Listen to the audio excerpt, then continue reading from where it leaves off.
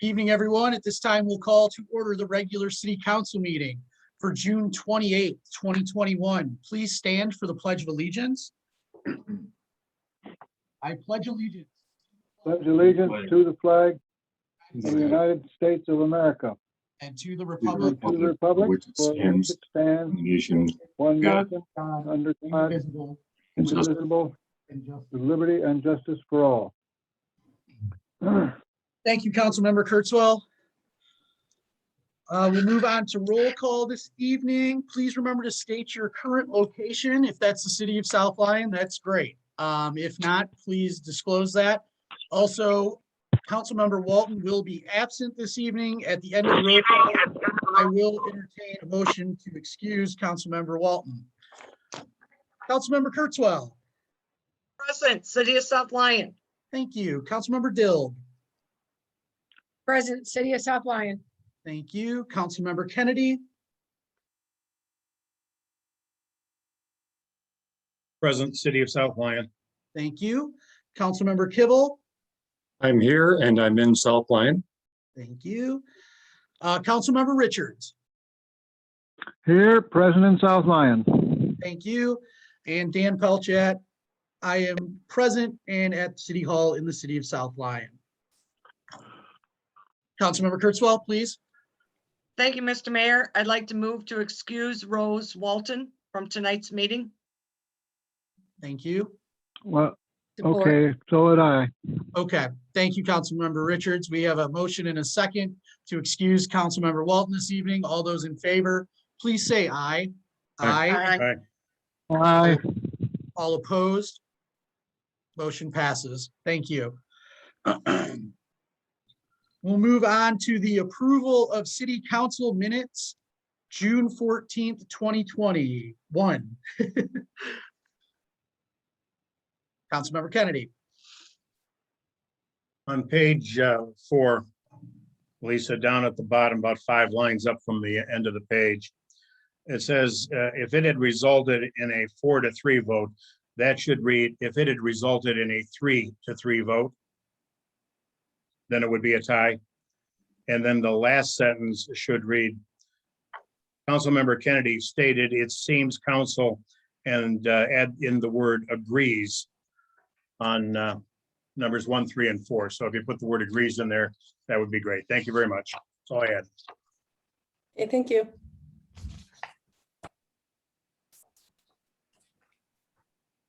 Councilmember Dill, go ahead. I'd like to move the minutes as amended. I'll second. You, all those in favor, please say aye. Aye. Aye. Aye. Aye. All opposed? Motion passes. We'll move on to the approval of the agenda this evening. Councilmember Dill, I'll move the agenda. I'll support. all those in favor, please say aye. Aye. Aye. Aye. Aye. Aye. All opposed? Motion passes. Approval of tonight's consent agenda. We have the South Lyon Volleyball Boosters and the resignation of Alex Hansen from Zoning Board of Appeals. Councilmember Kurtzwell. Thank you, Mr. Mayor. I move the consent agenda. I'll second. All those in favor, please say aye. Aye. Aye. Aye. Aye. All opposed? Motion passes. We'll move on to public comment this evening. Please remember to state your name and address and stick to the 2-minute time limit if you can, please. We do have a second public comment at the end of the evening. City Clerk Deaton, do we have anyone looking to participate in public comment this evening?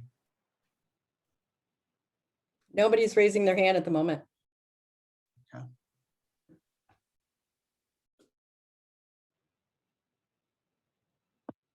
Well, as long as that's still the case, we will close the floor for public comment. And we will move on to the discussion of downtown with Nate Mack. All right, thank you, Mr. Mayor. Good evening, everyone. Just a quick update tonight. The farmers market has had a rough go with weather the last couple of weeks. We've gotten some rain, which has unfortunately depressed turnout down there, but We're looking forward to hopefully getting a little break in the weather this weekend. Just wanted to update council. 2 weeks ago, we had Abbey Park as a sponsor at the farmers market, and they gave away a 50-inch flat screen TV, excuse me, to people that attended the market, and then they donated the proceeds to Active Faith. Sorry. Losing my voice there. But yeah, so that was a great thing to see. People were pretty excited about it. It got some good traction on Facebook, but again, the weather kind of depressed turnout at the market for that week. I've been working on organizing a food truck rally for Friday, September 3rd. However, I've reached out to 8 food trucks and only 1 has availability at this time. So if anybody has any suggestions for me on food trucks that I could reach out to, I'm trying to brainstorm a list of additional food trucks I could reach out to see if they'd be available for September 3rd. Last week, I had a meeting with a member of Oakland Community Development from the Office of County Executive Coulter. I gave them a tour of the downtown and kind of talked about some of the projects that we're currently working on. They just wanted to come and meet with me and kind of get a sense of what the downtown is and kind of the different things that are going on. So that was a good productive meeting, and I'll be hopefully meeting with them more often. I just wanted to give the DDA board will be meeting next Thursday, July 8th for its regular meeting. And then we're continuing to work with the electric vehicle charging program through DTE. And then finally, the restaurant relief program that we've engaged in through Oakland County is complete. We were able to assist 6 bars and restaurants with a total of about $40,000 worth of whether it was funds or like greenhouses, igloos, and that type of thing, propane heaters. So it's a great program through the county. It really helped those businesses out that needed it. And yeah, I'll be happy to answer any questions if anyone has them. Thanks, Nate. Councilmember Dill, go ahead. Thank you, Mr. Mayor. Nate, was that restaurant relief funds, is that what was used for the witch's hat tents? Yes. Yep. Yeah, it looks great. I just want to know if that's how it got funded. Thank you. Yep, It looks really good. Yep. Councilmember all. Kurtzwell. Thank you, Mr. Mayor. Nate, when you met with the county, was there any discussion about what the county can do to assist on raising the employment levels for our businesses? There was not, but I can reach out to them and see how they can assist us with that. Yeah, I mean, when you have stores closing at 5 o'clock because they don't have workers, when you go into restaurants and they still have sectioned off areas, not because of the COVID restrictions, because they just don't have the help in order to field all the people that are there. Is there something the county can do, some incentives? Is there something maybe the DDA can do? Is there something the city could do? Even if it's recognizing somebody who is a new employee in the city of South Lyon, we'd like to recognize you and thank you for choosing South Lyon to, come and work. I mean, we really got to find some creative ways to solve this problem. I'm just gonna let you know, I had to call a tow truck 5 hours. You wanna know why? Because there weren't enough tow truck drivers. They left the state of Michigan and moved down wherever. And then my car, I'm not going to get for a week. You want to know why? Not enough mechanics in the dealership. It's a problem. I mean, it's an absolute problem. So I think we need to find ways where we can provide incentives for people to come into the city of South Lyon and work. Okay, yeah, I can have that discussion with them. Thank you. Yep. Councilmember Kennedy, go ahead. On that subject, I'd like to provide a little bit of additional background information. During the SEMCOG General Assembly this past week, they identified the problem that Michigan's going through. During the pandemic, they lost about 410,000 jobs. And they only expect to get 360-some thousand of those back by 2023 or 2024. People have left the workforce, they've left the state. Yeah. It may be more than just encouraging people to come to work. They may not be there anymore. I mean, it's a challenge being faced statewide. anyhow, just want to pass that on from the presentation. I thought it was a good presentation. Oh, thank you, Councilmember Kennedy. Does anyone else have anything for Nate this evening? All right, thanks a lot, Nate. We'll be rooting for better weather for the farmers All right. market on Saturday for sure. Thanks. All right, we're gonna head over to the chief, fire chief report and Chief Vogel. How we doing tonight, Chief? Good, thank you, Mayor. I want to go real quick. There's a pretty good storm almost on top of South Lyon. So I want to give a storm update from Friday. The flooding wasn't too bad, but it caused some havoc among the city. We had a couple commercial buildings have electrical issues with flooding. And it continued on today where the Witches Depot Museum is having fire alarm problems because water got into the system. So it's kept us busy over the weekend, and I think we got everything straightened out. I just want to make an announcement that we have really been rolling out our CPR program. We've been encouraging people that need CPR, please reach out to us. I had a call from the rec building. We're going to do their staff this summer, this fall. And then finally, I just want to end with a ladder update. I thought things were really going well. We've got final numbers, we got final design, and then we found a major flaw. We're addressing it. We didn't like one little small aspect of this truck about how the large hose comes off the truck. So we're moving forward. I'm still shooting to have an agenda item in July. And also with that, I found out that that demo that I was so excited about seeing, Muskegon bought it, so we can't see it. That was a real bummer. They need a truck so bad that thing's they're taking their money from the state to buy that truck. So that truck's gonna go right from the factory to Muskegon. So thank you. I think that's all I got right now. I think the storm's almost on top of us, so I want to wrap it up. Really quick while I have a moment, and I'd like to get the city attorney's opinion of this. If we get to a point where we drop power and we drop below a quorum, what should be our plan of action, City Attorney Hamame? You'd have to reschedule the meeting. Okay, I figured as much. If we are down a council member already, if we're able to stay up and say I get dropped and Councilmember Kittle's here, I would encourage you guys to push on. But if we do lose too many folks here, let's just go with that, and we'll have to reschedule for another day. So sorry to jump in there. Let's head over to Chief Sovic and the police chief report. Chief? Thank you, Mr. Mayor. I got a lot on the plate tonight, so we'll get rolling here pretty quickly. Congratulations to our girls state champ Division I softball team. We had the opportunity and the privilege to actually escort them through town on Saturday and then also on Thursday. But we escorted them from the high school all the way to 96, and that was a really great turnout. And we are honored to be a part of that. So congratulations to them. From what I understand, I think someone's looking into some signs, like when you come into the city of South Lyon, those green signs that says, 2021 Division I state champ, softball champ. So I think the signs are being looked at too, and that would be kind of cool for our city. So congratulations to them. Couple stories about these public contacts that we have. This was from Officer Jacobs. He was out and he spoke with a family who was out for a walk. The young child was pushing a bike instead of riding it. They said it was bath night and the child did not want to get home very fast. So he wished them luck and continued on. And so then we have another one up on Orchard Ridge.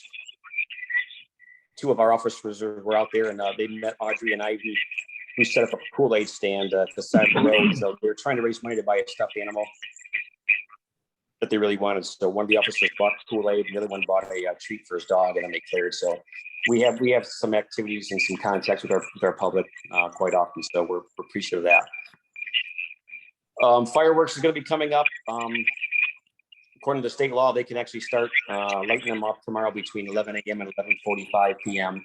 On June 29th through July 4th. So you're probably going to hear some fireworks in your area. If you're concerned, just give us a call. There's certain, regulations they have to abide by, but if you're concerned at all, give us a call. We'll have the Pumpkin Fest meeting next city council meeting July 12th. We'll get that all ready for you. And then Sergeant Baker, our cadet, Allison Sycon, were privileged to be a part of the South Lyon Rex Safety Town last Monday, where they taught 1-hour classes all day long to the youngsters. So great PR, great reaching out. And that's all I have for you tonight, Mayor. That's a great update, Chief, and I'm sorry about the audio issues we're having. It sounds like some sort of feedback from a cell phone, but we're going to try and do the best we can with that. Who has anything for Chief Sovic this evening?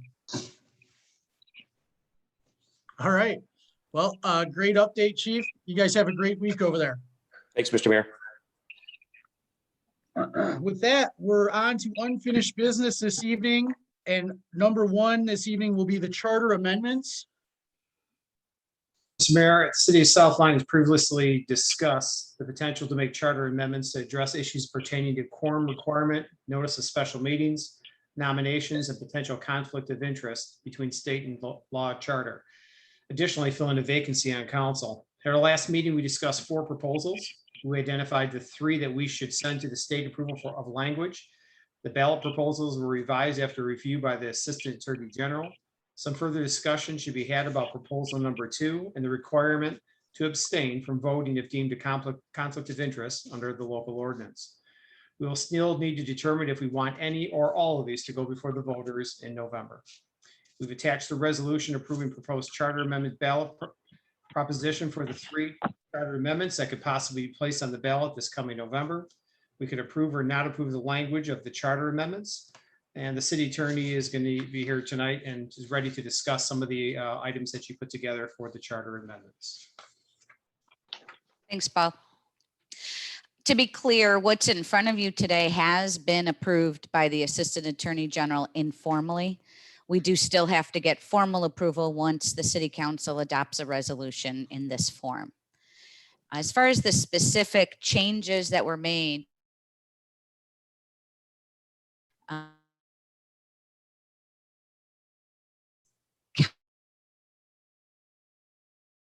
talking about it seems though the Assistant Attorney General points out that because our charter in section 1.2 states that we consist of and constitute one single ward, adding any further language as a separate election district would do nothing more than confuse the issue. And the term ward is just a very antiquated way of saying district. So I took that part of the proposal out and I left the only other part, which was clarifying the existing language so as to remove any ambiguity on the assignment. So we just left this the way it was. Essentially, we took out that City Council establishes election precincts and changed it to City Council establishes locations for polling places. So that one should be an easy one at this point. We did not have to change the language other than taking out in the actual proposed amendment, other than taking out the one single district, everything else stayed the same. Any questions on that one? It's pretty easy. Proposal number 2, this is one that he's already approved this language, but I did want to talk to you about it. So first of all, he's insisting we add this language subject to MCL 15.328. Honestly, I don't know why he wants it in there. I've talked to a couple of my partners about it. The bottom line is he's not going to approve this unless we add it in there, and there's no harm in it. So I added it in. This section of the statute deals with conflict of interest as it relates to contracts between public entities and officials. So there's no harm in adding it in there. The next thing I wanted to just mention in passing is I'm changing councilman to councilperson. And the reason I'm doing it is because in the last couple of charter amendments that you've done that. So normally I'd say, okay, well, this could cause someone to say, well, that says council person, where all these other ones say councilmen, and try to make a distinction. But I feel like since we've already made a few changes in past charter amendments, I feel it's appropriate to continue along that path unless somebody has an objection. As far as the rest of this, so we added in here originally we had in here any local law or ordinance. So any ordinance that says it's a conflict of interest, then you are precluded from voting. So remember, the first part of this says that you shall vote on any question in which you're financially interested. I'm sorry. No council person shall vote on any question in which he's financially interested or on any question concerning his own conduct. We added all these other questions, right? Saying you cannot vote, not that you're going to have a vote on whether or not you should abstain. You simply cannot vote. The next part of this, we say, but on all other questions, every council person present shall vote unless excused by unanimous consent of the remaining members present. So basically, we have the first part of this that says, if it falls within one of these categories, i.e. conflict of interest under state law, local ordinance, or financially interested, or your own official, you cannot vote. But if it's any other question, you can abstain if you have unanimous consent of the remaining members of council. Okay, that I wanted to lay the groundwork for where I'm going next. This is great. I just have a concern that I want to alert you to, and that is your ordinances can be amended at any time. And it's not just about you amending it. It could be the next city council amending the ordinance. And you could put anything you want in your ordinance, which would then require a person to abstain from voting. Not just a discussion be had and then vote either majority or unanimous consent. So I know we added it in here because there were some concerns about the Michigan rules of professional conduct. I don't know if there's anything else that we all maybe had in our minds when we added it in. I know that was my primary reason, thinking we would just amend our ordinance to add professional rules, Michigan rules of professional conduct. Alternatively, we can take out the local ordinance in here and we could change unanimous consent to majority at the end, so that the catch-all would be any other reason on majority vote of the remaining members present. And I don't know if that satisfies the concerns or if we're all just comfortable keeping in the ordinance. Any ordinance that says it's a conflict is a conflict. I do want to mention I added federal or state constitution or state or local laws also because we've had conversations in the past about if council members attend planning commission or ZBA meetings, and then they come, if they say something in some event, try to persuade the sitting body to vote one way or another, then they come to city council, they cannot vote. We've talked about that because there's a potential for a due process violation. So throwing in state constitution and federal constitution kind of adds that extra security that says you cannot vote in those instances if your voting is going to violate somebody's, constitutional rights. Questions? Councilmember Kurtzwell, go ahead. For the most part, I didn't have a problem with it. I mean, I think it's what we talked about. I did have a couple of questions. When you go into the text itself, you changed councilman to councilperson, but you still kept, on any question which he is financially interested. So you didn't really gender neutral that part of it. I don't know if that was intentional or what, but I'm just bringing that to your attention. Can you, and then next I want an example of any other questions. Every council person shall vote unless excused by unanimous consent. If you could just give an example of what somebody else could be excused from. Yeah, so I mean, there have been instances where I have, watched council, not necessarily in South Lyon, where somebody has a personal conviction and they cannot be an impartial decision maker. And in those cases, you don't want that person to vote. And that would be a situation where you'd be like the catch-all. That would be a case where somebody wants to come in and establish an abortion clinic and somebody on council had very strong opinions about abortion. That could be an example, yeah. Okay, that's it. And the statute here that the Attorney General is, the Assistant Attorney General is referring to, I know this statute well, because if you followed Kwame Kilpatrick, it's in here because of Kwame Kilpatrick. So, I mean, that is, I don't have a problem with that either. In fact, I think what he's just doing is saying, you need to understand as an elected official, you can't be out there making private deals with people, you know, in the warehouse, and then expect city council then to, you know, pay on those contracts and blah, blah, blah. So that takes me back to the Kilpatrick days. So thank you very much. You've been very informative.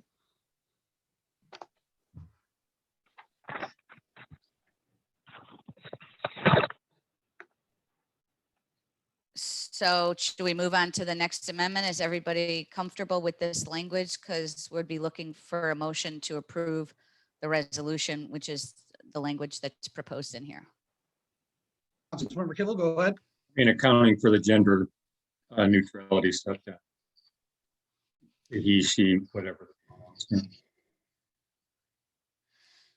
So I'm just trying to fumble through the charter and see if that was changed also when it was changed, just so that we're trying to be a somewhat consistent. So if, I will continue to look through this if somebody else has a question. Yeah, Councilmember Dill, go ahead. Thank you, Mr. Mayor. The proposal language is the paragraph at the very bottom of this page, correct? The very bottom of the charter amendment proposal number 2. Is that right? Yeah, yes. It seems like there's a typo in it. I've read it several times.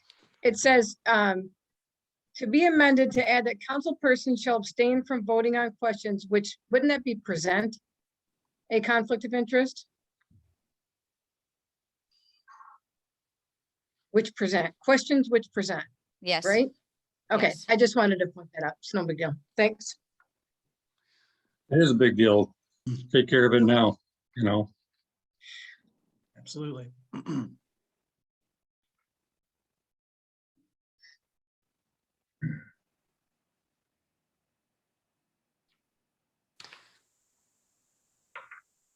So I did find a couple of sections where council person was changed, but he is still listed. You know, I don't have a problem just converting it to just he/she in here. I mean, that's not going to raise any issues. Sure. I don't think. Covers all the base.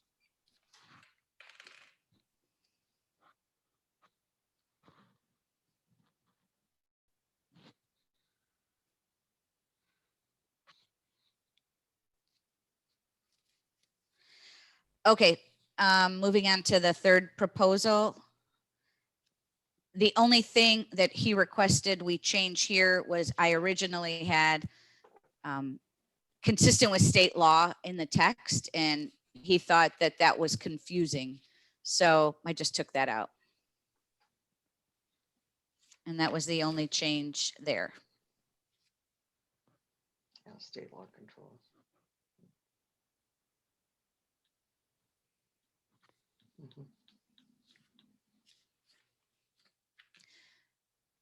Councilmember Kennedy, go ahead. So Lisa, what's the deadline for getting this in, getting it approved? And, you know, we've got to make a decision whether or not we want it on the ballot for this upcoming agenda, or there'd been some discussion about, you know, scheduling it for next year's election rather. Do you know what the timing is on that, or are we up against it right now? You know, I can't say. The deadline to get it to the county, I believe, is August 6th. Is that correct, Lisa? So it's going to be a matter of how long the AG's office is going to take to give us a formal opinion. I think last time it was it was less than a week. My conversations with the Assistant Attorney General Alworth, they're very backed up right now, but he made a comment that we're ahead of the game. So do I think this can wait to your next meeting? Probably, but I can't give you any guarantees that we won't miss the deadline. Councilmember Kurtzwell, go ahead. Thank you. I move to approve the resolution approving proposed charter amendment ballot propositions. I'll support. As amended, as amended As in as accordance with our, amended. as Okay, we as amended. discussed. We have a motion by Councilmember Kurtzwell, supported by Councilmember Kibble, to approve the resolution approving proposed charter amendment ballot propositions as amended. Any further discussion? City Clerk Deaton, would you please lead us in a roll call vote?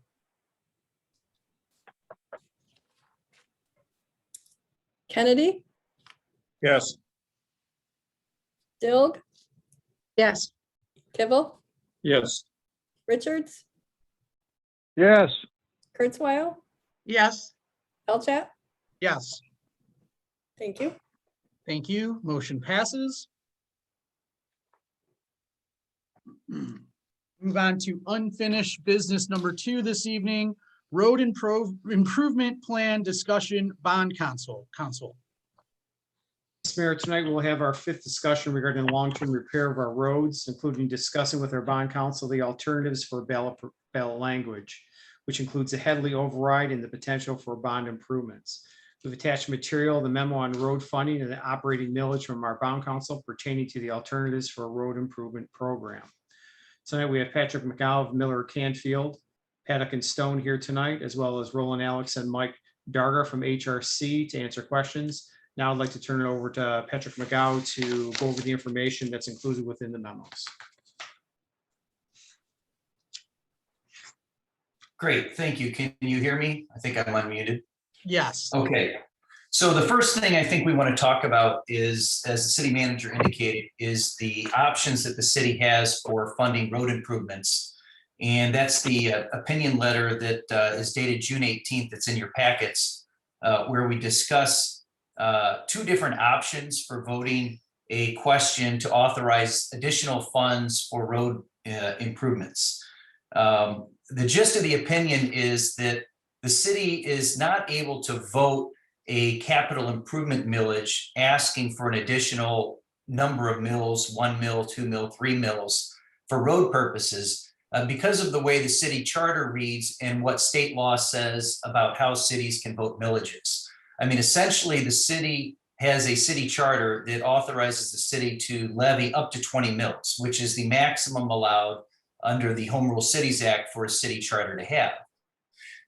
Most cities have city charters like yours that authorize up to 20 mills, and then you as a council get to allocate and decide how that money gets spent.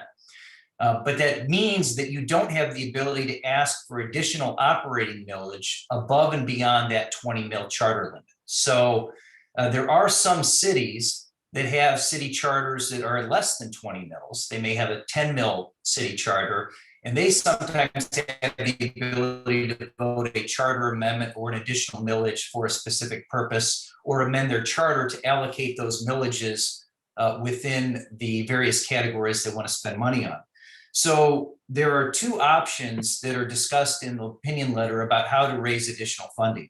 One of them is that the city has the ability to vote a Headley override to get additional taxing power to restore some of the 20 mil authorization that you had when the charter was approved, but which has been rolled back by operation of the Headley Amendment. And I'll talk about that first. And then though the second option is that you have the ability as a city to ask the voters to approve a bond issue for street and road purposes. This would be a process similar to what the city did in 2002 when it asked for approval to issue bonds for sewer improvements and then issue bonds for that and are paying that out of a debt millage.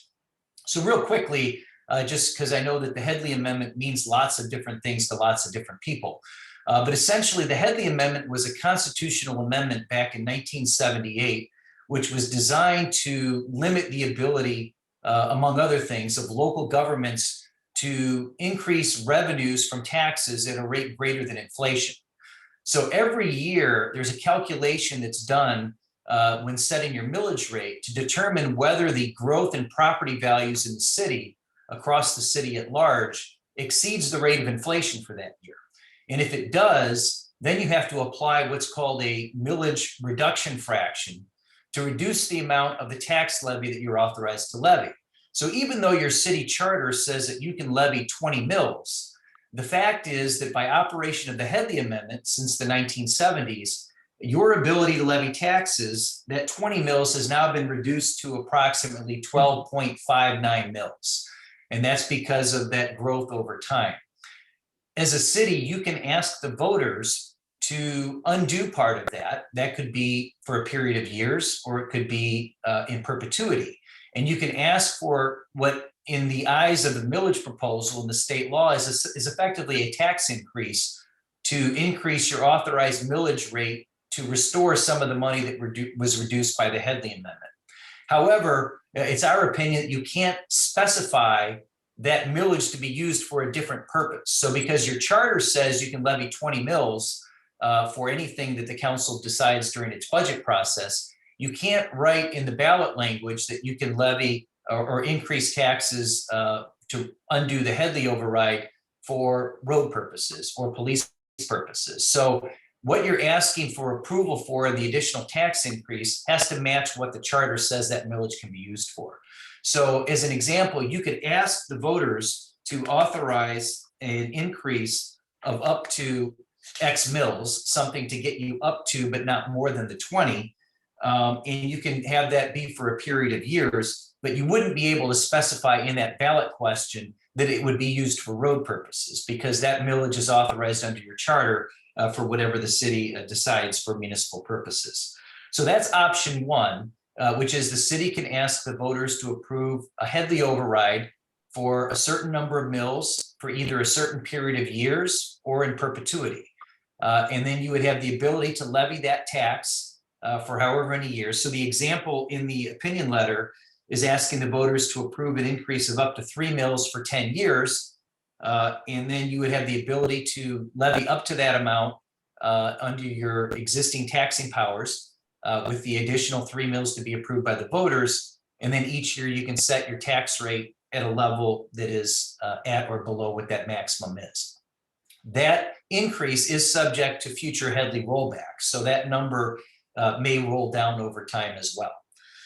The second option that's discussed in the letter is to do what the city did back in 2002 when it asked the voters to approve a bond proposal. And obviously this was done by the city for sewer projects back in 2002.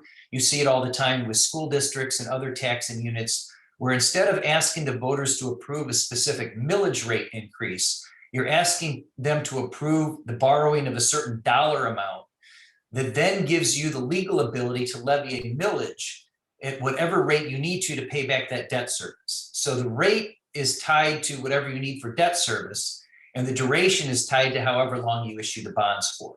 So again, in the example, you could vote a bond proposal to authorize a certain dollar amount of bonds payable, again, not to exceed 10 years. And then that would give you the ability to levy a debt millage. Now, one of the things that we've been discussing is how that impacts with the existing debt millage. You can, in doing this, and what a lot of cities do for street improvements as an example, many times you've obviously got far more streets to improve than you have money to pay for, but also it's usually a multi-year program because it's you can only tear up so many streets in town at the same time. So what a lot of communities will do is have a multi-year road program and maybe issue the bonds in 2 series. So do a series in year 1, and they do another series in year 3. And that also reduces the amount of the millage that would need to be levied in order to pay for that debt service. The other thing that we had discussed is, since the city's current sewer bonds go out until 2025, and the city anticipates that the last levy would be in 2024, we could also structure the bonds, if you chose to go this route, in a way that doesn't have the millage coming on fully until after that existing debt millage expires with the 2024 levy. So there's some things that can be done both with the timing of the bonds and the structuring of the payments that would reduce that impact to the taxpayers until such time as that existing millage levy comes off. So that's really what the letter in your packets talks about. I'd be happy to kind of talk about these options, and I know the city's engineers are here also to talk about how that could work with what you've been discussing with the various road projects that you're looking at. So with that, I'll stop talking and be happy to answer questions about the road funding options. Councilmember Dill, go ahead. Thank you, Mr. Mayor. I just had a quick question about the first option. So you're saying we could use the money for roads, but we can't assure the voters that that's what we're going to do with it? Is Correct. that, Yes, you can't specify that in the ballot. And I would also add as an addendum to that, if you chose that route to get the millage, you would still have the ability to do a bond issue, but it wouldn't be a debt limit. You would have to use the amount of the revenues that have been approved by the voters and issue a different type of bond that could pay for some of those projects up front. So even with the Headley override option, the city could do another type of bond issue to get some of that money up front to accelerate the construction of those projects. Councilmember Kivel, go ahead. That wouldn't be an obligation though, is that correct? So it is considered a limited tax general obligation of the city. And the difference, as opposed to if you vote a bond issue, that's called an unlimited tax general obligation. The word unlimited means you get to levy a millage rate at whatever you need to pay the debt service. But unless the voters approve the bond proposal, it's limited in that you can't raise taxes above your existing rate limitations. So it is still considered a general obligation of the city, but you don't have taxing power beyond what your authorized maximums are, as opposed to the voted bond, where that doesn't count against your existing charter limits and you can levy whatever rate you need to pay back the debt service. Well, you have to, yeah. Okay, now there was some language in here speaking to the idea of a reset, essentially where you could reset yourself back to the 20 mil ability. And I'm just not, I understood what the function of Headley was supposed to do in limiting the growth of what cities were investing into the cities. I'm just not seeing this as a functional vehicle in today's world, where the gas tax doesn't actually cover the cost for Act 51 and everything that needs to be the obligations of communities, whether they're cities, counties, or even with the county and township being able to have more leeway than what the cities do. It's still, nobody's going to be able to accomplish what they need to do, save for buying bonds. It seems like kind of a rigged system. If that's what it is, that's what it is. And we're going to have to just kind of suck it up and move in that direction, because we need help and we need help now. I'm just hoping like crazy that we can find the idea of this all being accomplished. I think your example had spoke to the idea of something that would end up being in the like $12 million in 10 years of the bond kind of a realm. That covers, you know, a quarter of what it is that we've got to accomplish. I mean, our roads are in awful shape. We've got 40 or $41 million worth of work in front of us. So is it just a simple matter, we keep having a series of bonds at the conclusion of the previous bond, and we're looking at 4 decades to be able to get the $40 million worth of work taken care of? Well, I haven't really done any analysis of the numbers or how much the bonding would be. That was something that I know you're discussing, a variety of road projects. I mean, some communities do, bonds every 20 years for road projects or sewer. It also depends upon, the level that you build them up at. I mean, one of the things, you can't issue the bonds longer than the useful life of the road improvements. So that's something that, the types of improvements that you make, and I think we're talking here mostly about local streets, you need to tie the duration of the bonds to what the expected life of those roads are, so that you're not paying back the debt service after the roads have, deteriorated. So, but yes, I think you're right to point out that certainly the amount of money you get from Act 51 gas and weight taxes, especially for local roads, doesn't come close to covering the amount of money that you need for a city like yours that has a lot of road needs. And many cities have turned to voting road bonds in order to get that additional funding, because you just can't do that within the existing taxing authority that you have under the property taxes or the gas and weight taxes that come from the state through Act 51. It is a tough challenge, and very many communities like yours have far greater needs for the infrastructure improvements than the dollars will cover. The only other question that I would like answered, if you can, I'm not seeing what the distinction between us assigning it to a mill, the wealth that we need to be able to perform what duties we need to do, the wealth going into a mill form or bonding. The same community is still spending essentially the same money, just calling it something else. I don't quite understand that. Yeah, no, that's a fair point. In either case, the city is levying taxes that show up on the tax bills as mills. The difference is legally how that tax is authorized. So the Constitution and the taxing statutes make a distinction between voting a bond and levying a debt millage to pay the bond is one category that is separate from the other category, which is the authority of the city to levy taxes for different purposes. So the bond vote is a vote on the question of borrowing money and issuing bonds. And then you have the ability to levy a property tax to pay it. The Headley override vote is a question of authorizing a millage rate at a certain dollar amount, which then allows you to levy a tax up to that millage rate. So the difference is the legal authority where it comes from, but also then in the bond context, you can only levy the taxes up to what you need for debt service. So if your property values increase dramatically, then that debt millage would go down because you can only use that money to pay the bonds. And likewise, if you vote the millage, you only get what you get from that millage rate, whether it's enough to cover, the road needs you want or otherwise. So the difference between the two is in the legal authority, as opposed to in either case, you're right, it's going to go as a tax on the property taxpayer's bill. It's just a question of under which bucket the authorization is and how that number changes and what your rights are with using that money. Mm-hmm.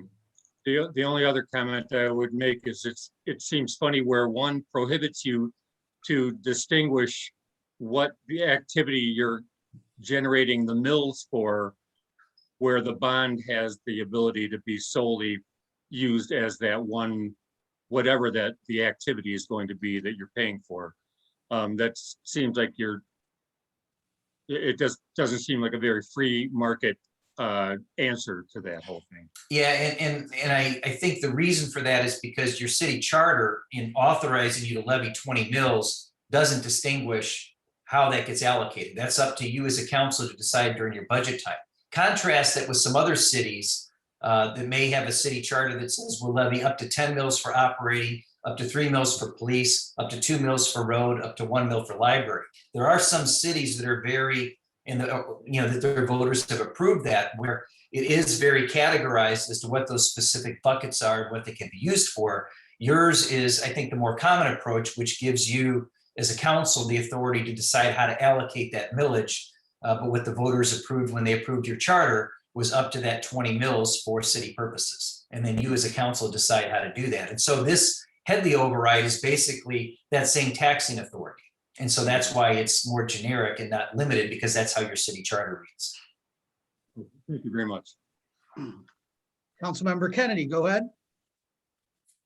So Patrick, with the Headley override, we can talk about the fact that we would want to use the increased millage for roads, but we couldn't specify that in the ballot language, right?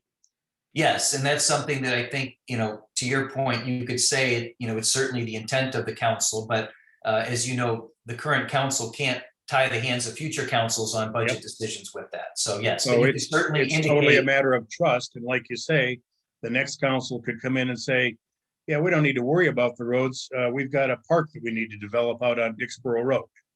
And the money could go for that. And nothing to prevent it.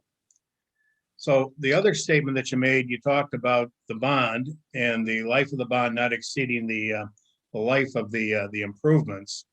So when we talked at the last meeting, Mike, I think you talked a little bit about the construction of the roads there. We talked about whether they were going to be asphalt. We talked about whether they're going to be concrete. We talked about taking concrete roads and milling them down, putting potentially an asphalt cap on the top of them and so forth. So in that scenario, what's the expected life of the road? To have some idea as to what kind of length of time we could go with for the bond duration. Because when we also talked last time, we were talking about potentially a 4 mil increase would give us about $1.7 million per year. So if it's 10 years, that's 17 million out of a $41 million bill. What's the life expectancy on those roads as you envision it with that approach, if that's what they can safely, and effectively be done as far as refurbishing them? I would say 10 years. 10 years. Yes, for most of these mill and overlay would be 10 years. Okay. So 10 years, we're going to get 17 million, and that's all we can do is that, so that potentially by the time we use that up, the roads we did at the beginning of that are already deteriorating again and need to be replaced. Yes, but we do have some money in there for maintenance. Will be greatly improved. So before you have to come back and redo what you've done, I mean, you're going to be extending it out beyond the 10. Yeah, this is Roland from HRC. I would second what Mike's saying is you're not gonna mill and overlay the road and then let it sit for 10 years. You're gonna do maintenance, you're gonna crack seal, you're gonna repair, do spot repairs. So yeah, you'd obviously want to make your money last as long as possible. Oh, absolutely. Absolutely. Okay, thank you, Mike. Roland. Councilmember Kurtzwell, go ahead. Thank you. Patrick, I just kind of want to ask a couple of quick questions. First, I want to start with the Headley override. I've done some research on this, and there's been very mixed results in terms of communities approving, rejecting a Headley override. Is that your impression also? So I don't know that I can give you data on the success rate on Headley overrides. Usually when people try to talk about millages, we do know that renewal questions are generally approved by the voters by quite a significant margin. One of the things about the Headley amendment is it's very clear that you can't describe a Headley override as a renewal. This is considered to be a new millage, and the ballot language has to say that it's a new additional millage. That's written into the statute for ballot questions. So anytime you're asking voters to approve a new millage, it's a more uphill battle than it is if you're talking about a renewal. I think that, the Headley override has, in some places had a negative connotation because it's a tax increase. The taxes were rolled back and now you're asking for authority to increase taxes. So it has that impact versus voting a renewal where you can say that you're really not intending to increase taxes. You're continuing a millage that was previously authorized. It is more of an uphill battle to vote a Headley override than it is a renewal. I don't know that I can tell you what the success rate is though for cities, because I think it's a little harder to compare because unlike school districts where you vote millage questions and bond proposals for school buildings, the projects that cities are doing are much more widespread, and there may be a difference of views as to how the community feels about those projects. Well, I mean, the data is there. I mean, all you have to do is look at the Headley overrides that were done in Macomb County, tried in Oakland County, over in Livingston County, and it's a mixed bag. Some cities are able to get it through and other cities aren't. So it's not a guaranteed sort of opportunity if you're in a time is of the essence situation. I think there's a little bit more risk with the Headley override, at least getting that through the voters. I think voters understand a little bit more bond issues rather than the Headley override, but that's just me. And also on the Headley override is that, which I did not know, is that, let's say that the city approved a Headley override. Are you saying then that that Headley override that we approved, let's say 3 mills, that could be rolled back based on the formula for inflation? Yes. So any election after May, so if we're talking about doing this in November, theoretically, you might have to roll that back if there's a Headley reduction fraction in place for next year. So it's another voted millage, just like the charter millage or other voted millages, and it is subject to the same reduction by the Headley amendment as other millages. So yes, it could be and would be subject to future rollbacks if your values exceeded the rate of inflation under that formula. So let's just take an example. City approves $5 million, let's say, of road improvements. We pass the Headley override, and then we find out that this formula kicks in and lowers that tax rate so that our stream of income to meet that 5 million for the roads may come short a $500,000 or something like that. Is that something that could happen? So I think your numbers are maybe a bit extreme. And the reason I say that is the way this would work, and you kind of said $5 million in road projects. So when you vote a Headley override, you're voting a millage. So you know today that 3 mills or 1 mill equals a certain dollar amount based on today's taxable value. The way the Headley override would work, you're also hoping that property values in the city will go up over time. So as property values go up, the value of that 1 mill generates more dollars. The way the Headley override would work is it would basically mean that your dollars that you're getting from that 1 mill can't go up at a rate greater than inflation. So if property values, go up, you're still going to get the value of 1 mill times today's values, but you might not get the full benefit of the increase. So it's kind of a question about projecting forward. You can't really factor in growth in that value of a mill too much because it's going to be tied more to the rate of inflation and not necessarily the property value growth in the city. So without a decrease in property values, it doesn't mean you're going to have less money than you have in the first year. But it means that it's not going to go up or change by very much. It's going to be limited by inflation.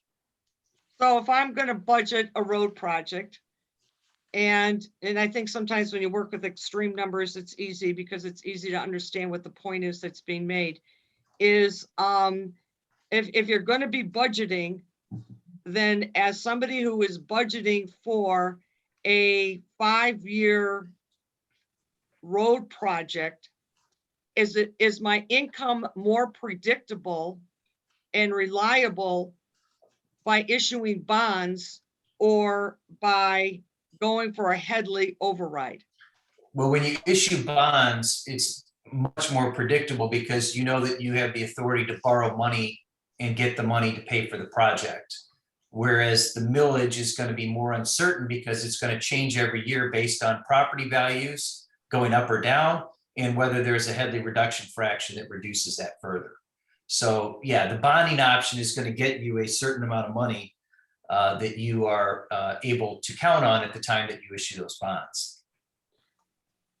And when the bonds are issued, it's the same thing like the bonds that have been issued for the sewer project, is that they are specific to the project, or are they still a general fund sort of thing? Yeah, they're very specific to the project. So the ballot question itself has to identify the project for a bond proposal, and you could only use the money for that purpose. So the example that I gave was paving, repaving, resurfacing, reconstructing, and improving streets. So what you tell the voters in the bond proposal is the limit that you would have for spending that money.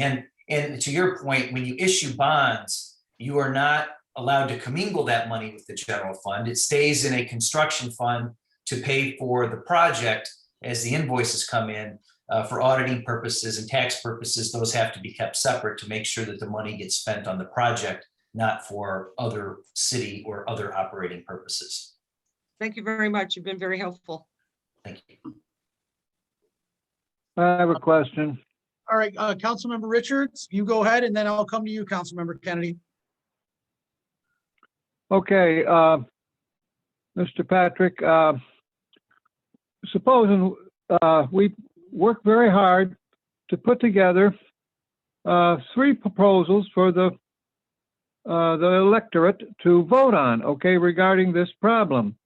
The first one, number A, being the Headley override. Number 2 being a millage increase specifically for our roads. And 3, or C, a bond proposal to cover a certain amount of the 41 million, say 10, 12 million, okay, or whatever, for a certain number of years. Well, okay, when it comes to the election, we can't convince the people, and they don't understand the Headley override, and they turn the Headley down, but they select one of the other 2. Okay, what would we be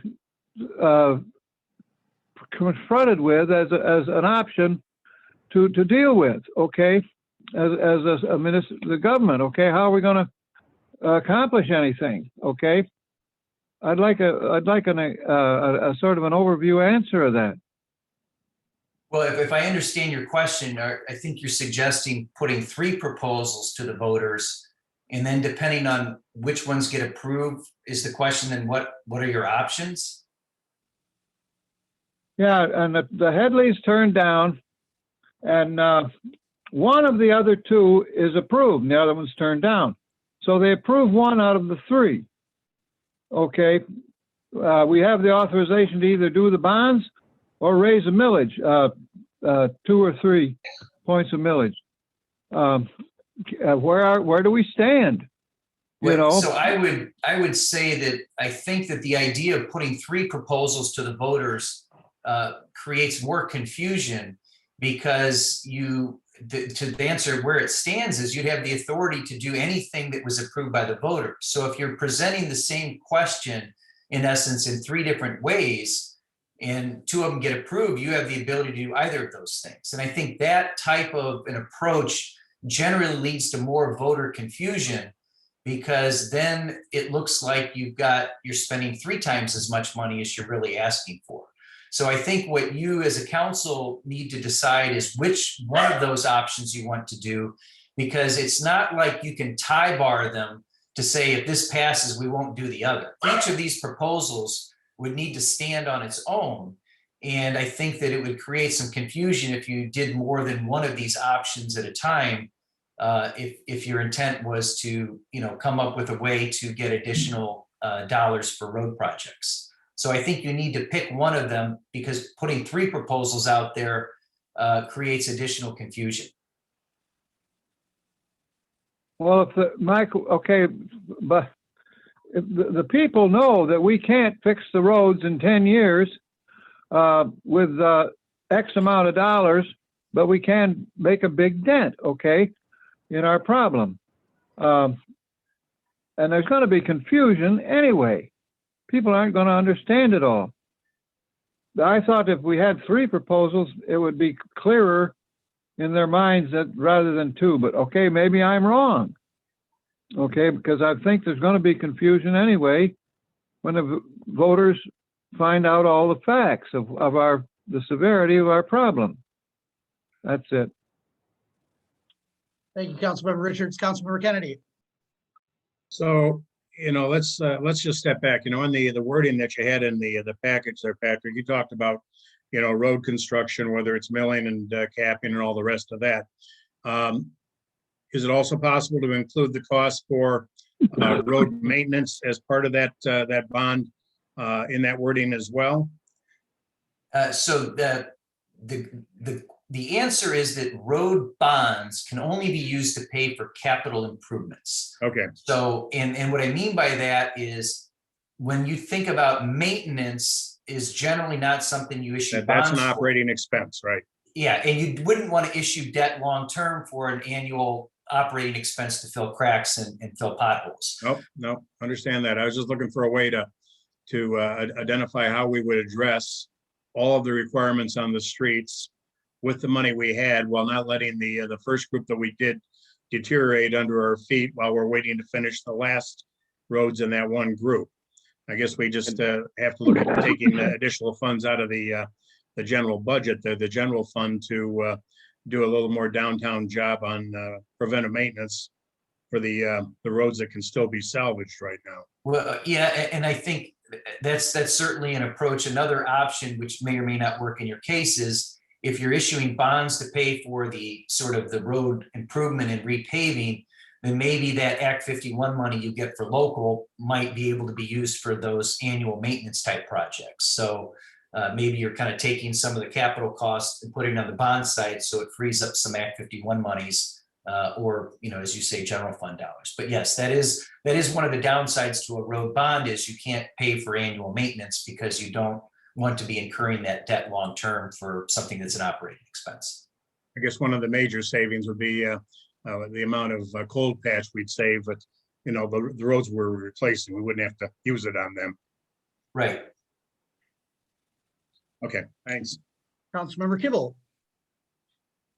When you issue bonds, the debt obligation, is that established right up front, or is that every year it's on a reevaluation? So when you issue bonds, what I'm suggesting is that you would sell, let's say you sell half of the bonds authorized. When you sell bonds, they're sold at a fixed interest rate, and you know what that debt obligation is on the day you sell the bonds, and that rate is going to be a fixed rate for the life of the bonds. You have the ability to refinance down the road, maybe, if interest rates go down, but we do not do municipal bonds with variable rates. So you will know when you sell the bonds, not when the voters approve it, but when you sell the bonds and the bond purchasers give you the interest rates, that your debt service is fixed and you know what that is. If we go the route where maybe you issue half the bonds in year one and the other half in year three, then you won't know what the interest rate or the interest cost is on that second series until you sell those bonds in year three. But once you sell them, then the rate will be determined. Now, when you said you could refinance the debt, so you end up essentially buying or selling off so you can buy the existing load at a better price? Yes. Okay. Yeah, similar to refinancing your mortgage. The difference, though, between a mortgage, normally your home mortgage, you can pay off at any time. With municipal bonds, you generally can't pay them off early for the first 7 to 10 years. So the bond purchasers want to know that that bond is going to be outstanding. And the current market is sort of 9 years. So if we do a 10-year bond, there might not be a chance or an opportunity for refinancing in the same way there would be if you did a 20-year bond. But again, right now we have interest rates that are at, you know, very low levels in the municipal bond market.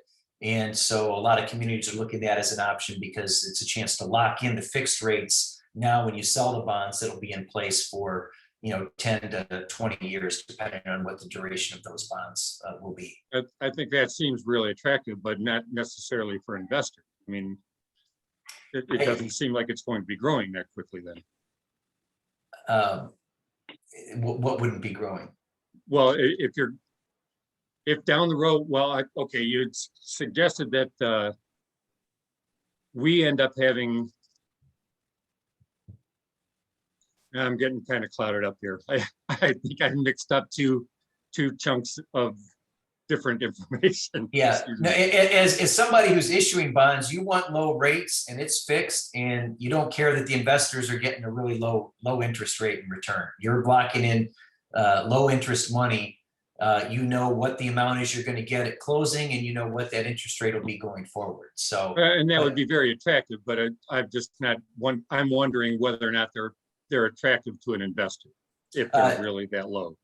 They are. I mean, right, where bonds are selling because the bond market is going to buy. I mean, what are their other options? So, you know, municipal bonds, treasury, they often tie and track or correlate to treasury yields. So municipal bonds, because they're tax exempt, we have, you know, bond sales every day, and they're being bought by purchasers, and there's certainly a market for the sale of those bonds. Thank you. Councilmember Kurtzwell. Thank you, Mr. Mayor. I'd like to go back to the bond question. I guess I'm a little bit surprised. I did not know that you could pay off a bond early. So if that's the case, we only have a couple years left on our bond with the sewer water department. Patricia, do you by any chance know what the balance is on that debt? I I'm don't just have curious. balance with me right now. I mean, I could try to calculate it in a I mean, minute. I'm just curious, what a rough estimate, just a rough estimate of what that balance is today. Okay, I can see what I can come up with. Actually, I can probably do that a little quicker. But the existing sewer bond, one of the caveats is when you did that, bear with me a minute, I'm just gonna look at something really quick on my other screen. That was, I believe, sold through the state's sewer revolving fund program. And that is already at an artificially low interest rate. And you essentially placed that bond issue with the state, and they don't allow those to be paid off early. Okay, So I'm just checking to make sure that I have that correct. So when I look at the city's debt statement, the 2003 wastewater bonds, yeah, they were placed with the state at a 2.5% interest rate for 20 years, starting in 2005 when they were paid back. And there's about $5.1 million outstanding on that issue. Yes, But that's- that cannot be paid off early because the state program doesn't allow you to pay that early. okay, so that answers that question. So, Yeah, and I will say that if it could have been paid back early, we would have looked at that as a refinancing candidate long ago. And likewise, the other debt that the city has, it's got a similar loan bond that it did in 2012 through the state's drinking water program. And that has the similar thing that those are done for 20 years, but the state does not allow you to pay those off early. okay, thank you. Yeah, lots of good questions there. City Manager Zelnick, did you have anything to add? A few things. One item regarding that particular bond is that we almost have 1 year's payments within that fund. So we potentially can pay off that bond with existing fund balance, or after 3 more years of collections, we will not need to collect anymore. So that will be paid off with existing fund balance within that particular fund. The two items you're looking at, the Headley override or the bond, we only really get, I would say, probably one chance at this with the particular voters in order for them to look at this, trust us how we're moving forward. The thing is regarding the bonds is we can, as Patrick had mentioned, we can either do the proposal with the bond and it specifically goes, it will say road improvement or road capital improvements. So the public sees that as only going towards roads. With a Headley override, after that number is implemented, whatever you decide that number is going to be, raising it 3, 4, 5, 7 mils, whatever you decide, you can still take out a bond. It's published. People know if we take out that particular bond, they will see what we are going for bond. We are going for a road improvement bond. So the public knows we're going for that, but that's only after the vote. Prior to the vote, only the bond one shows that it's going for roads. The Headley override doesn't say what you're going for. However, when council will make a determination every single year of the budget, how you want to spend those dollars that you're getting with the Headley override, because you're allowed to levy a specific mill. If council is concerned regarding future councils that may be coming up and say, we're going to pay for a park improvement, if you designate those particular dollars and say, with the Headley override, we are going to take out a bond, then you have to make that payment back. The new councils cannot change and say, we don't want to pay for roads. You have to pay for that road, that bond that's going to be used to make those particular road improvements. The next step in this particular process is HRC is preparing project outlines for particular subdivisions, areas, and costs. So you could see what potentially this is going to be, let's say, over a 10-year period. An additional step is bringing our financial advisor in for discussing bonding options, costs, different series or terms that we could potentially look at, as Patrick mentioned, because in 3 years, that general obligation bond that we have for water and sewer is going to go away. So whether you decide that this is on this November's ballot or a later ballot, you can levy if you decide to do, or this for this particular bond, you can deem it appropriate to say in the first 2 years, let's say we only generate enough revenue to do maintenance or enough for one particular subdivision. You can use existing fund balances within the Act 51s for local or major streets to help fund the design of this, as well as perhaps a first project. And then after 3 years, that millage, that amount that the public would pay for a bond payment, because if you're going to levy a bond, it basically states within the language what your first year estimated millage is going to be to levy to pay off that bond. And then we also have to give an average cost for those future years.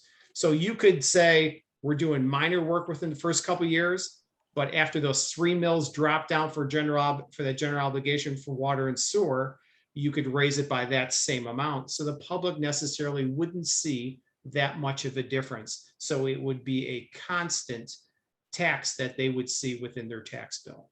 I just wanted to outline that. Those are specific options, and that's why we would bring in our financial advisors to look at potential ways that we could say within the first year, we want to generate, or first 3 years, we want to generate, $1 million each year. But then within years 4 through 7, we'd want to generate $2 million a year. So you can actually put that within writing and they could see how you're actually going to pay for the bonds to fund the roads. What will not be seen by the public or determined by the public is really what roads are going to be done first. Those are going to be done through the engineers administratively to determine what ones are in the worst condition, what one timing should be done first, and that sort of thing. Because you're not going to get the public to vote on this and say, well, either my road's done first or I'm not going to approve this particular ballot language. So I just wanted to point out a couple of those items.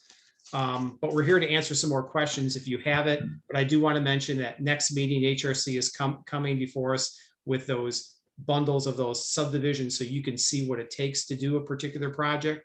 And also we're going to be making an appointment with a financial advisor to come in to talk about some different scenarios for potential bonds or series that we may issue at various times. But the main thing I want to point out is council does not have to decide that we have to do this, right now. We can take our time to get this right. The public education process to get this right, so everybody's fully informed. Council's fully informed on what our options are, because like I said, you really only get one really good chance at this at the beginning. And if you fail to do that, you may never get another opportunity for them to vote yes. Councilmember Dill, go ahead. Thank you. I'm sorry, I should probably know this because we've talked about it, but if we wanted to get this on this ballot, when do we have to know? I believe it's language has to be approved, I think the second Monday in August, I believe it is. August 10th, second Tuesday. Second Tuesday it goes in. So we would have it on the council. Prior to that would be the last date that we would, council would have that particular option. Okay, and I understand wanting to get it right, but if we waited, are we talking a whole another year before we would put this on the ballot if we didn't get it on this one? You could do that. I mean, you could technically have a special election, but what I want to bring up again is what I mentioned last meeting. There are funds available within Act 51. The issuance of a bond or Headley or however you decided to, they could technically pay back those funds that are already in existence. So we could begin design on particular roads and for a project. If we wait to work on design after the November election, we probably wouldn't get any projects done by next year. We would have to pretty much start that design fairly soon And then if the ballot proposal or any of the proposals do not pass, those items would basically be shelved until we have the funds to do it, whether it's through a ballot proposal or some other initiative. But I think, there's a lot of discussion regarding what potentially is going to happen with Washington regarding infrastructure. It's 99% sure it's going to be major roads or major streets. It's not going to be local subdivision streets. Same also for the money that we're potentially getting through the rescue dollars. Those aren't going to be used for subdivision streets. It's just not going to work. I believe Patrick and we discussed this earlier, potentially could be used for water and sewer, but cannot be used for roads. So you're saying you would want us to pay to start design even before we have the money from these other things. And then if we don't get an approval, then we basically, does that just waste this design money? Well, it may waste it for a short period of time, but you're going to have to do design anyways to do any subdivision streets. You will have to do that anyways. We will need to do that. But our first year, if you decide to not, because one of the options that we were looking at last meeting, we talked about doing subdivision, then working on community maintenance programs for, repairing major sections and subdivisions, and let's say spend $1 million instead of $3 million. We could start and get ready for next year's program to do $1 million worth of work on maintenance and subdivisions across the whole city. That could be our first year.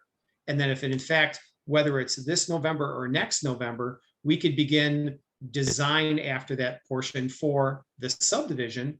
And then if we in fact get either the Headley approved or the bond approved, that would be our first subdivision year immediately after that approval, whichever November it may be. Yeah, I understand what you're saying about, getting it right, but my personal opinion is I would like to see it on a non-crowded ballot. It just seems like if we wait till next year, that's going to be, I'd hate to see it get, I don't know. I would just like to see it on a non-crowded ballot. Next year will be pretty packed. The main thing is really going to be is the public education process on what really this is all about. And the more time we have to do that, the better it is, and potentially the better our options are for approval. You're right. Next year's ballot, there'll be a lot more things on there. But if we do our job, the public is going to be more out for something like this than they would perhaps be. I'm not trying to lessen the council election this November, but in next year, there'll be more people that be coming on to vote than there would be this November. I understand that, but there's also such a preponderance of things that we expect the voters to pay attention to during a crowded election. And Absolutely. I would be very afraid during an election where we're doing a contentious governor and representatives and things like that, also trying to get voters to pay attention to this issue, I think would be a lot more difficult. Because I'm politically involved and I get sick of it. So it just seems like I would personally like to see it, sooner than later. That's all. And the point that I really wanted to make is whether this gets on this November or next November, it's not going to preclude us from working and developing a plan and starting work by next year on some sort of beginning of our road improvement program. I just want to make sure that everybody is aware of that.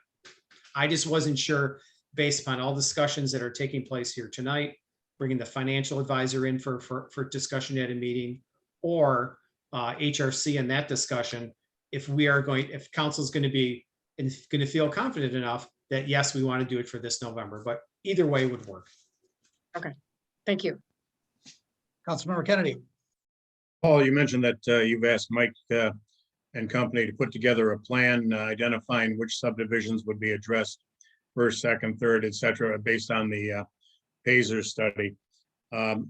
Is it possible to complement that with, those streets, identifying which streets we could potentially prolong the life of through additional maintenance if we took the money out of the general fund, so that we've got both parts of the picture there? Yeah, and that's part of what Mike and Roland are actually looking at, is what is a maintenance program, and what is the best use of dollars? Because what you don't want to do is spend a lot of money crack sealing roads that you're getting ready that are going to be totally reconstructed within 2 years. Right. But, you know, that process, and like I said, it's very touchy because we don't want to get this on the, when it gets on the ballot, that the public is going to be looking at and seeing what year their stuff's going to be done. That is something that you don't do, because then you just don't get this. It's pitting one subdivision against the other. It's just looking at in totality what those costs are. And as Patrick had mentioned, we're not going to get the $40 million worth of improvements that are going to be done, you know, that are going to be done with, you know, one ballot initiative through either Headley override or through the bond. But I think the public is looking for us to do something. And this is the start, however we deem it, whether it's a maintenance in the first year or subdivision project within the first year. I'm just looking to see if there's certain areas of the city where we can prolong the useful life of the roads, because they're relatively newer. Maybe they're not in quite as bad a shape, and we have a way to, you know, just basically prolong their useful life until we get to them in that sequence. That's all. Absolutely, and that'll be part of what they'll be presenting at the next meeting. Good. Thank you. Councilmember Kurtzwell. Paul, I want to go back to a comment that you made, and this is regarding the enterprise funds. I want to make sure I understood what you said. You're saying that we have enough money in the enterprise funds to pay off the sewer bond. No, we have basically, there's in the fund balance, and Patricia, correct me if I'm wrong, there exists probably enough, I believe, for 1 year's payment for Okay. that, for that particular fund, not the total 3 years or 4 years that are left. Correct. We will have enough for a total payment after a couple more years of levying for the millage that's already been approved for the bond. So by 2024, we'll have enough that we could pay off the bond, which the final payment is due October 2025. So if you pay it off in 2024, then that would free up that mill right away. Well, I guess Almost- I misspoke for a second, because we can't pay it off early because it is the state Right. program, but we wouldn't have to levy that mill. We would have enough in fund balance to make that final payment. And that is 3 mills, actually. So that's 3 3 mills that we're okay. levying for that. So those 3 mills would come off within 3 years. And then if you decided to have a bond or the Headley or whatever amount, you could eliminate those 3 mills, but add 3 mills, and then the public would understand that there wouldn't be any change within their taxes. Okay, that's the point I wanted to get at. So, so all we're gonna do is shift that 3 mil from the sewer over to the bond, if that's what council decides, whatever, for the roads then. And yeah, and if the public either approves the bond or the Headley, that's what would be just a suggestion that we would make, because we would not want to levy the 3 mills and then have another 3 mills or 4 mills for roads. We think that might be the best way to offset this and to sell that, so people would see, because we could lay that out for the public, because I think that works in most instances when people are going for bond in the municipalities. They see that this is not going to be a tax increase in these particular years or future years. It's not going to be 3 mills plus 3 plus 2. They will see exactly within a layout that we'd be working with our financial advisors to help explain that to the public. Thank you. Councilmember Kibble. Okay, so do you have a sense of when our license for the wastewater treatment plant comes up again? Our license? Yeah, when we're going to have the state come through, do a reevaluation, suddenly we're going to have all kinds of debt because they're going to impose all kinds of new things that we have to meet that don't exist now. Because that will be coming sooner or later. And the only reason I'm bringing that up is we retire this bond and think that we're simply going to walk all that money into roads when we'll get hit with some other a burden that the state will impose on us for our wastewater treatment plant. Well, I think that's part of our water and sewer rate increase that we have are going to address a lot of those issues that we're projecting through the assistance when HRC came in for the next 10 years. And we're talking about $10 million worth of improvements. And sure, a lot of it had to do with the water tanks, but there are some improvements that are going to be included within the sewer plan as well. But yeah, we have no idea to predicting what's going to happen with PFOS or PFAS, there are recommendations regarding that. But our team is definitely on top of those issues. Well, okay, because I mean, nobody's going to be surprised when that happens though. So it's just a matter of when. So. Councilmember Kennedy.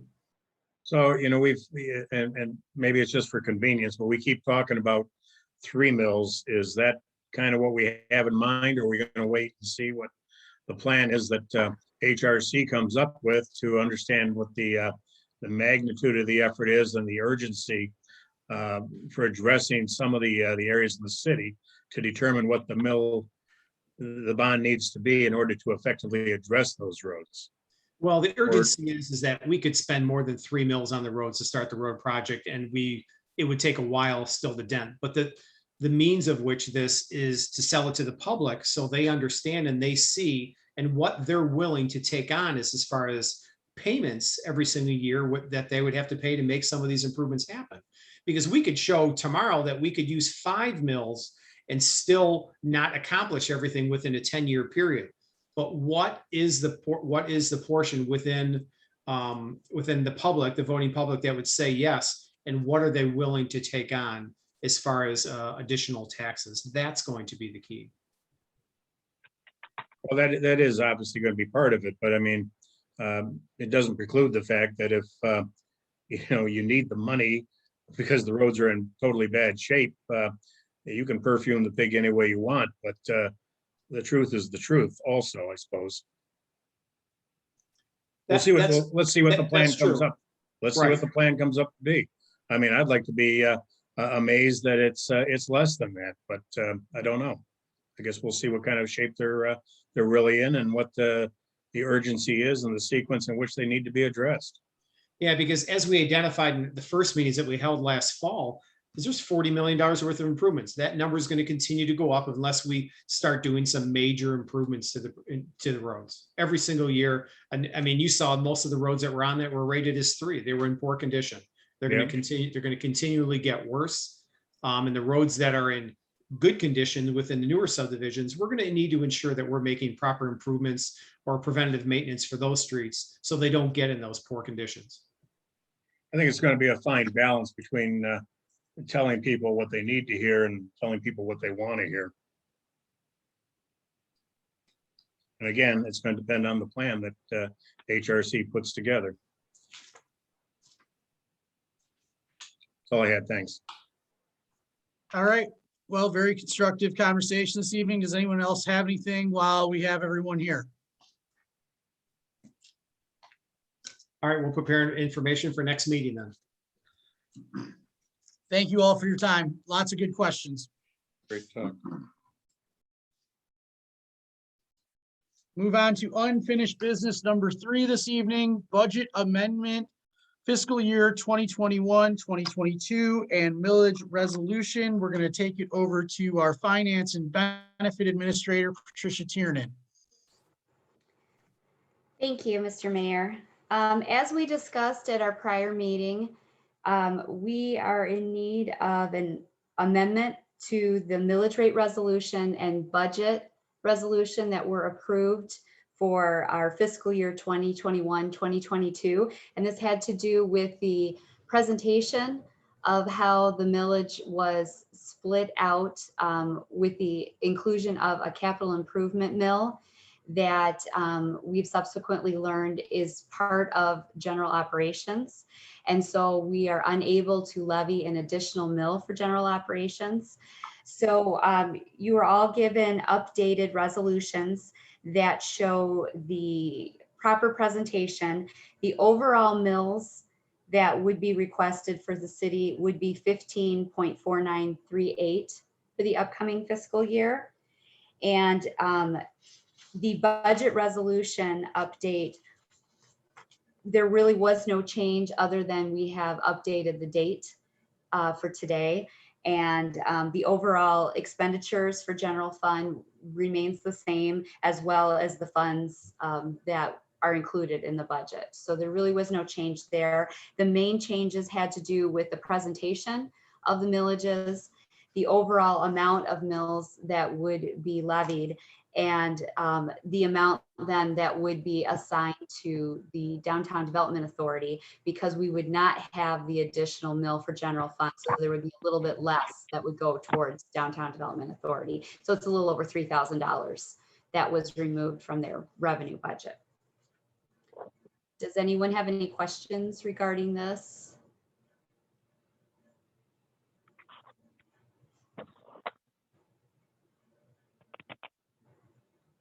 So there are the suggested motions that are on the bottom of the page.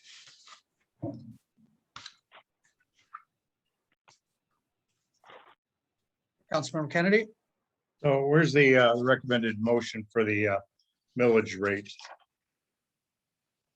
Right at the bottom. Well, the motions will actually have to be the resolutions, Okay, similar to what we did when we originally adopted the budget back in May. So the motion, the first motion would have to do with the adoption of the millage, and the second motion would be the resolution to adopt the budget. okay. So go ahead and I'll make the motion to approve the millage resolution as described and contained in the document that's been provided, or do you want to me to read the whole thing? Lisa, Hamami, should we read the whole resolutions over for the motion? There's no requirement that you do that unless you just want the public to be aware of what you're doing. But if it's the same exact resolution, but for the numbers, I really don't see any reason. Okay. Okay. So I'll make the motion to approve the resolution as contained in the packet. I'll support. we have a motion by Councilmember Kennedy, supported by Councilmember Dill, to approve the millage rate resolution. Any further discussion? City Clerk Deaton, could you lead us in a roll call vote, please? Kurzweil, Yes. Kennedy. Sorry, Kennedy, Yes, Dilg, Yes, Richards, yes, Kibble, Yes, Pelchat. Yes, Thank you. thank you. Motion passes.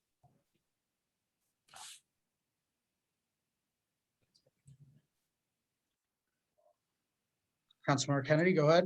and I'll make the motion to approve the budget amendment resolution as well. I'll support that. So I have a motion by Councilmember Kennedy, supported by Councilmember Dill, to approve the budget amendment resolution. Any further discussion? Again, City Clerk Deaton, could you please lead us in a roll call vote? Dilg, Yes, Kibble, yes, Kurzweil, Yes. Richards, yes, Kennedy, Yes. Pelchat. Yes, Thank you. thank you. Motion passes. On to new business this evening. 2020-2021 budget amendments. Again, we'll go to our Finance and Benefit Administrator, Patricia Tiernan. Thank you, Mr. Mayor. So this evening, I am requesting budget amendments to close out our fiscal year 2020-2021 budget, which will end on June 30th of this month.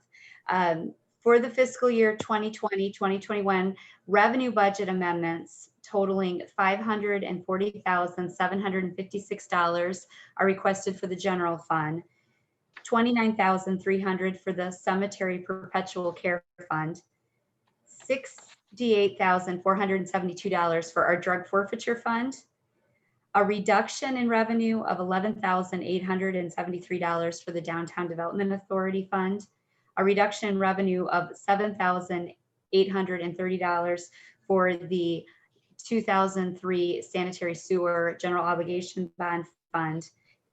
Again, that one has to do regarding interest rates. and a reduction of $1,454 for the capital improvement fund, also due to interest rates, and a increase to the revenue budget of $54,600 for the equipment replacement fund. We are also asking for amendments to a couple expenditure budgets. That would include $278,598 for the general fund, an increase in expenditures, an increase in expenditures of $9,859 for the drug forfeiture fund, and an increase in expenditures of $59,332 for the water and sewer fund. I had included a detailed explanation of the movement of those dollars and as to the increases, the decreases for the revenue budget and the increases for the expenditure budgets. I had also amended the department budget spreadsheets to you to review to see how they look compared to what was originally approved for the budget year. And what I'm asking is for approval or rejection of the proposed budget amendments. Is there any questions regarding, I know it was quite a bit of movement. A lot of this had to do with, I mean, I guess it's a good problem. We did have more revenue in certain areas that was unanticipated when we originally had adopted the budget in May of 2020. Some of it had to do with grant funding because of COVID-19 projects through the county, through the state, federal government. Some of it had to do with the drug forfeiture funds that were released from the state of Michigan that was not anticipated, that we received early in the fiscal year. And then of course we did some subsequent expenditures because we had those additional funds. Councilmember Kurtzwell, go ahead. Thank you. I move to approve the proposed fiscal year 2020, 2021 budget amendments. I'll second. I have a question. No problem, Councilmember Richards, just a moment. We have a motion by Councilmember Kurtzwell, supported by Councilmember Kibble, to approve the proposed fiscal year 2020-21 budget amendments. Councilmember Richards, the floor is yours. Okay, thank you, Mr. Mayor. Question for Patricia. When we go to the second page here and we go to the Downtown Development Authority Fund revenues, okay? We've got 7 different funds there, all proposing a decrease in revenue. Okay, but it doesn't amount to the greatest amount of money, certainly not when compared to water and sewer. But where did these funds come from? I don't remember us ever approving separate funds within the structure of the DDA. Please enlighten me on that. And everybody else might like to know a little bit more about it too. Thank you. Thank you, Councilmember Richards. What I would like to explain is that each of those items that you're discussing, the 7 decreases, those are accounts within one fund, which is the Downtown Development Authority Fund. So that is the fund. Each fund has several revenue and expenditure lines, and which are accounts. And it's the accounts that we are requesting changes to so that the overall fund itself can balance properly to budget for the end of the fiscal year, which is what we're required to do by the state of Michigan. So they're not separate funds, they are just separate accounts. And each of these account lines were either approved at the time the budget was approved in May of 2020, or they were budget amendments that were done through agenda notes because of funds that came in or expenditures that were needed that were not originally budgeted for because of, for example, COVID-19 pandemic. We had some granting opportunities through the county that were specific to downtown areas, so that we had opportunity for additional revenues. And then we had the opportunity to increase our expenditure lines to utilize those funds that came in on the revenue. But a lot of the changes that were made, unfortunately, to the revenue lines for the Downtown Development Authority had to do with just decreasing events that we were unable to hold because of the state shutdown and the inability to have certain activities throughout the year, especially like our winter events were especially affected, Pumpkin Fest, things that, affect like our farmers market and the Cool Yule event, the Fall Ladies Night Out. So that is why there was the need for the decreases. Okay, but let me just ask if, did the board of directors of the DDA ask to have this all reevaluated and to make account for the ones that didn't go off, the programs that didn't do anything? And are you comfortable with this? The DDA board itself chooses whether or not the events happen. And all I am doing is correcting the finances that correspond to that based on the lower revenue or lower or higher expenditures. So they did not propose the actual budget amendments. Those came from my office. But they determined whether or not these events happened following, again, a lot of the state guidelines, which is why there were so many changes this year. And they, were in control of the revenue, of what was going on with the revenue and expenditures. And they do review the monthly finances each month. And there is discussion held at each meeting over the finances. But the actual amendments that I'm proposing to you today come from my office. And that is, again, because we do have to have, our budget has to be balanced before the end of the fiscal year per state recommendations. Does that Yeah, help? I'm aware, I understand. Okay. Go ahead. We have a motion and a second on the floor. Any further discussion? City Clerk Deaton, could you please lead us in a roll call vote? Hibble, Yes. Richards, Yes, Dilg, Yes. Kennedy, Yes, Kurzweil, Yes, Felchat. Yes, Thank you. thank you. Motion passes. Thank you, Patricia and the team at City Hall for your efforts on getting that information to us and helping us understand it. With that, we'll move on to the budget this evening. Do we have anything else to add on the budget? Okay, great. We'll move on to our second public comment this evening. Please remember to state your name, address, and stick to the 2-minute time limit this evening. City Clerk Deaton, do we have any participants for public comment this evening? We do have some attendees, but nobody's raising their hand. Okay. We will move on to the manager's report and City Manager Zelnick. A few items. We have another Eagle Scout project getting ready to kick off. Someone had contacted us about wanting to install a bike repair station along the trail in McCaddy Park. So we're happy to hear that.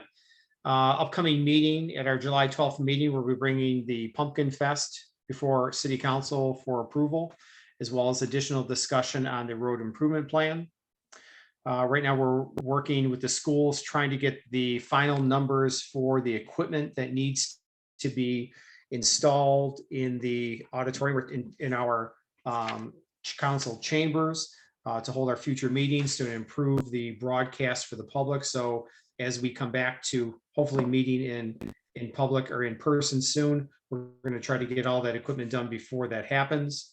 Also, we just had a vacancy created on the ZBA board. So if anybody has any questions regarding that or knows somebody that wants to serve on that, please contact the clerk's office for more information. And also City Hall will be closed on Monday in observance of the 4th of July holiday. And that's all I have. Councilmember Kurtzwell, go ahead. thank you, Mr. Mayor. Paul, there was a headline in the South Lyon Herald regarding a grant that Milford and Lyon Township just received to get a major facelift on their bike path and trails. It's a new community grant. It's called the Community Foundation of Southeastern Michigan. Did you know anything about this?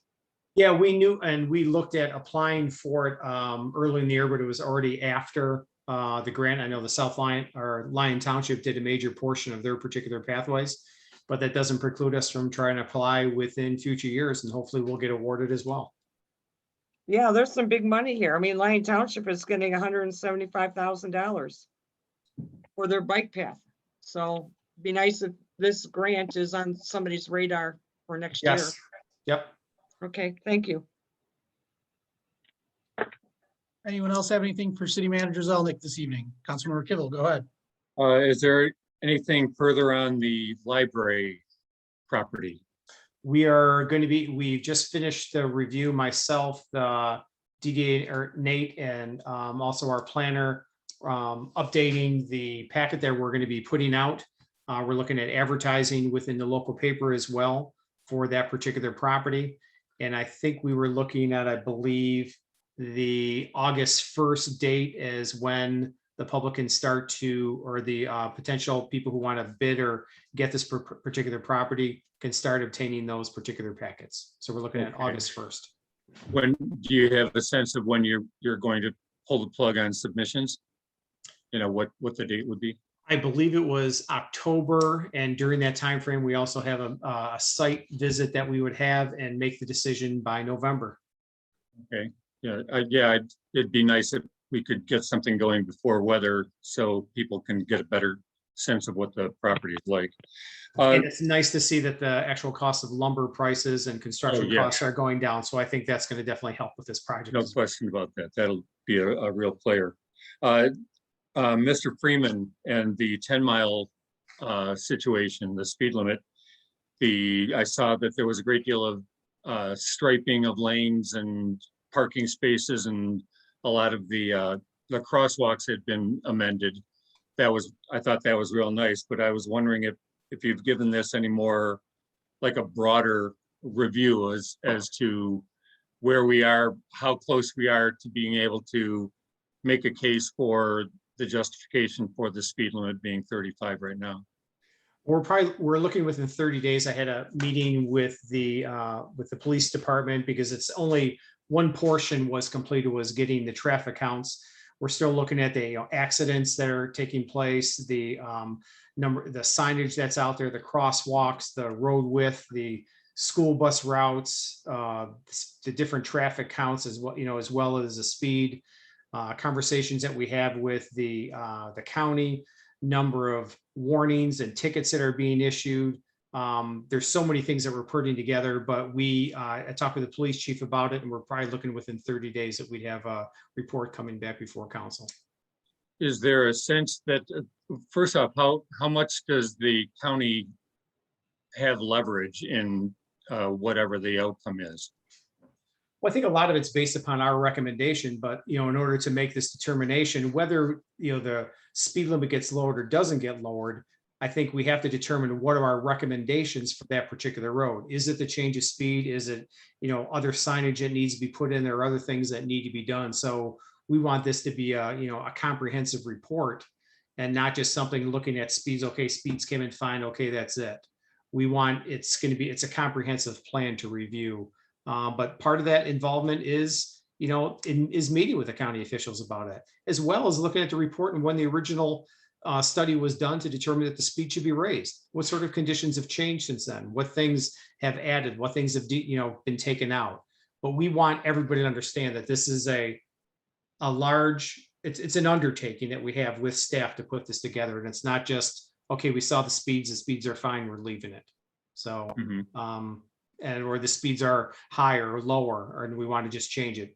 We have to be diligent in what we do, because there's liability involved in this. And we want to make sure that the public, when they're looking at this, that we did our due diligence and we did a good job in making that review and that determination. Is the corridor being looked at as one entity, or is it being looked at in the components that it is, the downtown, the residential here, the higher speed on the eastern side of 10 Mile? All of that is part of the process. Whether you look at maybe making the change just for doing something on the west side of West Lake Street, you still look at what's taking place on East Lake Street. How many residential properties, commercial properties, impacts, and all those other sort of things too.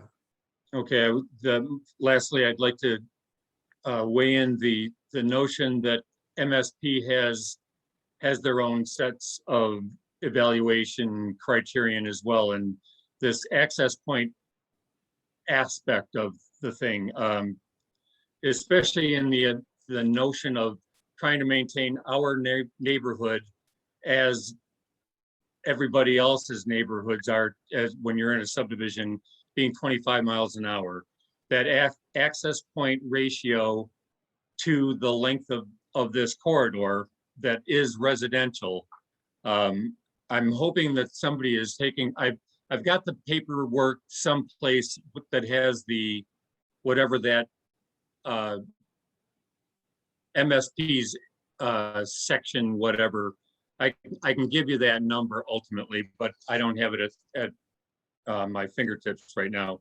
But I would just like that to be one more component that's reflected in the assessment of whether or not this area deserves being looked at in the same light that a regular subdivision would.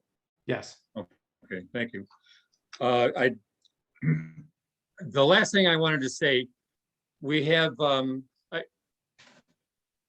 I contact people at City Hall and I'll email them typically, and oftentimes I'll get a response back that they're looking at it, or they at least have some kind of acknowledgement that they've received my email, but it isn't universal. And it seems to me that running a business like the city, everyone should end up, when anyone gets contact from anybody outside of City Hall, there should end up being a recognition that somebody has reached out to them and an acknowledgement that they're going to end up looking into it and get back in touch with them. So that's just a general statement, but I would really like it if that was something that was looked at to be employed pretty universally. So, okay, thank you. Thank you, Councilmember Kittle. Councilmember Kennedy. Paul, do we have any kind of an update on the recruiting progress to replace the city mechanic? Doug had gone out again for advertisement, and I know he reviewed applications that had come in. I'm not sure what status that is. I'm sorry, it's not something I discussed today coming back, but maybe Patricia can update because I was gone last week. Thank you. As of right now, we've only had one applicant for the position, and Doug is in the process. I should say, Mr. Varney, our DPW supervisor, is in the process of, going through the background check process and initial interview with this gentleman. I mean, just very initial stages, but we are still actively trying to recruit potential candidates for that position. Okay, so I did discuss the situation with Mr. Varney earlier, and he was looking at changing the means by which people were notified of the vacancy, using a different method for advertising the job. Has anything been done in that vein, or are we still taking the same approach that we've always taken up to this point?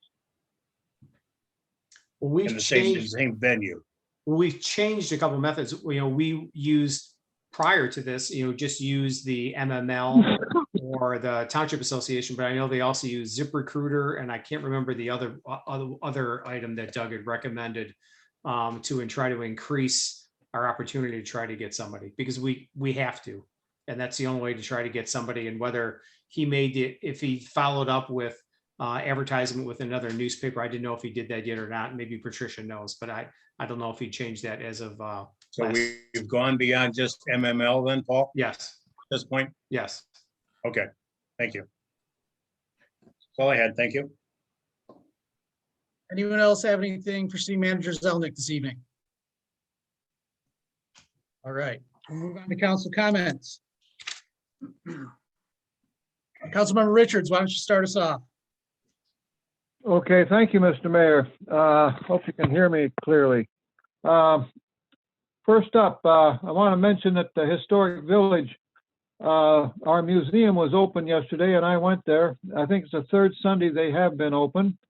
And we had 18 visitors that logged in, plus some children. And that was wonderful, okay? And the work is progressing on the gazebo ramp by our selected contractor, Mr. Baggett. And they should be ready for the concerts next month, okay? Coming along very nicely, and we all should be proud of that. Okay, next item. I went and visited the fire hall and got a tour of the rescue truck that's in our fire hall. Too bad the chief wasn't there, but a gentleman by the name of Mr. Arnold was one of the firemen that showed me around and described everything to me, and I was quite impressed at what the facilities we've got. Other communities want to use that from time to time when they have an emergency. Next thing, just briefly, I stopped by the farmer's market Saturday after the rain had quit, and there were 6 or 8 vendors that were out there, and the ones I talked to said that they did very well, but not all of them might have. But it was gratifying to see that some showed up and set up business, and Tim still had plenty to do. Okay, next I'd just like to mention fast on Detroit Street, 110 House has got a sign on it from our building department, Mr. Mike Carlson, says condemned. Okay, and I hope our attorney, Mrs. Lisa Hamath, keeps track of what's going on with that situation. Okay, next item. Saturday, I met with 2 representatives. The guy's doing the work from the WRC, that's the Oakland County Drain Commission. I met with him at Yerkes Drain on McMunn Saturday afternoon, and they'd cleaned out several places. And I told him, I introduced myself and told him I was really glad to see him, and told him what we were hoping for in the future here. And he said he would pass the information on to his supervisor and let him know the distances that I quoted him where there's blockages. And this whole thing, if this all goes well, we're going to save the city well over $100,000 of what it's going to cost to clean that drain out. And it's very dangerous. Though also, I found out today that the city, this is from Oakland County, the city is going to be responsible for the sinkhole that's right there on the edge of Yerkes Drain. And the tube mill is responsible for the culvert that comes through their drain across through the parking lot. And they've agreed to take a serious look at that earlier. Speaking about the tube mill shortly, this is the time of year. Councilmember Richards, I need you to wrap it up. You've extended your 3 minutes this evening. Okay, tube mill's going to have a shorter, abbreviated shutdown this year, not the full 2 weeks. And other people are asking me when we're going to be back in the auditorium. Thank you very much. Thank you, Councilmember Richards. That's it. Councilmember Dill, go ahead. Did you say Gilg? I'm sorry. You cut Yeah. out for a second. Oh, Yep, thank sorry. you. The only thing I have tonight is what I think everyone will say is congratulations to the girls. South Lyon High School softball team, watching that game was just so exciting. And our freshman pitcher also got an All-American, I believe, or All-State. So anyway, it's just very impressive, really amazing to see the kind of teamwork that they have. And they're just a great group of girls. I just want to say congratulations to them and to their coach. And that's all I have tonight. Thank you. Thank you, Councilmember Dill. Councilmember Kimmel. They really did dominate. That was remarkable. So that's all I'll say about that. The car show last week was terrific. We caught a break with the weather. There was, by the count that we came up with, there 178 cars there. And there was a great deal more foot traffic than the prior month's show. So that was nice. I'm hoping that they can rely on having good weather to finish the year through. That would be very helpful, especially the Saturday's motor Motors Cross, what do they call it again? Motorfest. Motorfest, excuse me, yes. Because there's an awful lot riding on that event itself. So just going around to some of the city's stores and restaurants and things are clearly picking back up. We're turning a corner. Whether or not it happens overnight is going to be another thing. But according to the idea of having a mechanic down at DPW, my wife works at Michigan Caterpillar, and they're having a heck of a time getting new wrenches in there. So it may end up being very difficult. As I got home today, I got a phone call. It was a message from Lyon Stafford, the director of Oakland County Health and Human Services. She was calling to say that there's a promotion right now to get a $50 gift card if you were to get a COVID vaccination, the very first COVID vaccination, before July 4th. Let's see, the people that are eligible are from 12 to whatever, but 12 to 17, you need a parent or a guardian to get permission for. Any information that you might end up wanting to go beyond that would be found at oaklandcountyvaccine.com or call Nurse on Call at 800-848-5533. And that's all I have. Thank you very much. Thank you, Councilmember Kittle. Councilmember Kennedy. Thank you, Mr. Mayor. Tonight, I want to recognize the generosity of the Lake Street Cruise-In organization for donating $1,000 to the South Lyon Educational Foundation, or SLEF. The foundation works to provide additional resources for the students and staff throughout the South Lyon Community School District. Their membership includes parents, teachers, and community leaders. The donations they receive help fund grants, scholarships, and other exciting ideas in education for the students in our community. So if you'd like to show your support for the South Lyon Education Foundation, just as Lake Street Cruise-In did, please visit their website at slefoundation.org. And there you can purchase bumper stickers, South Lyon logo umbrellas, and other materials to help support their efforts, or just make a donation. So please consider supporting the SLEF. And that's all I have for this evening, Mr. Mayor. Thank you. Thank you, Councilmember Kennedy. Councilmember Kurtzwell. Thank you, Mr. Mayor. I had something that I was going to say tonight on my council comments, but everything changed as a result of Friday when I went to an estate sale in the city that was held by Bring Me Home Estate Sales. While I was there, I was met by one of their volunteers by the name of Violet Barbette. What an incredible lady. She was 101 years old. I have never met anybody 101 years old. She was a total pleasure to speak with. I asked her, how do you get to 101 years old and look as good as you do? And she sort of gave me some of her secrets to living a long life. And here's what they are. She eats whatever she wants. She doesn't have a specific diet. She has had no traffic tickets in her life. She has had no accidents in her life. She hears great. She wears glasses, but she has good eyesight. She stopped driving when she was 98. And that's not because she was getting old and couldn't see. It was because her car wore out. She has stayed active her whole life. And here she was helping her family out at this estate sale. She will be 102 in October. So Kathy Swan, it'd be nice if somebody like Violet is a grand marshal in the pumpkin parade this fall. What an incredible lady.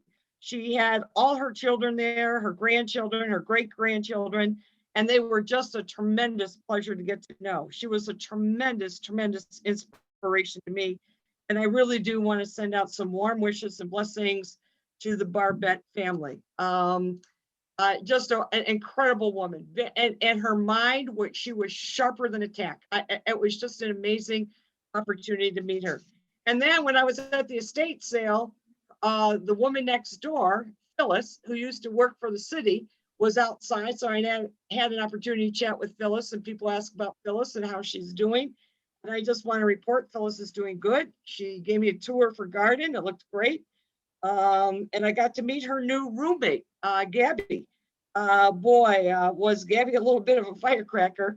It's a good thing for Phyllis that Gabby doesn't drive. That's all I can say. So Phyllis has got the garage to herself, but Gabby's, it looks like she's going to be a walker, but a good walker. So she's got a good roommate to have. And I do want to thank Phyllis.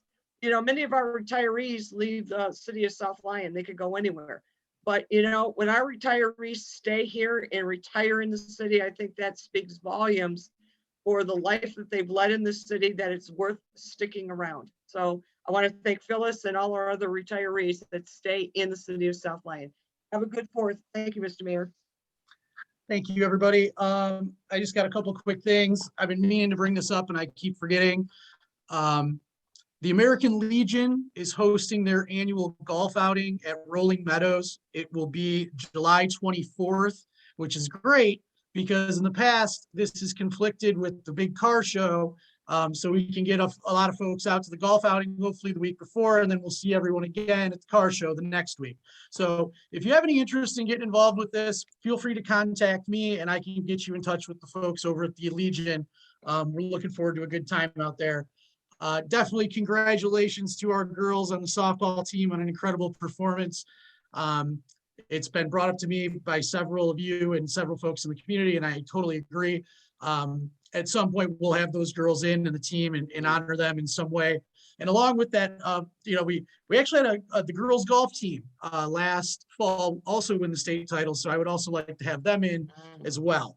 And if we can get something going on the signs that come into the city, I think that would be a darn good thing to look at too, because I always go through my travels of the state and I'm wondering, why don't we have honorary signs for our state champions? So hopefully that's something we can look into here in the near future.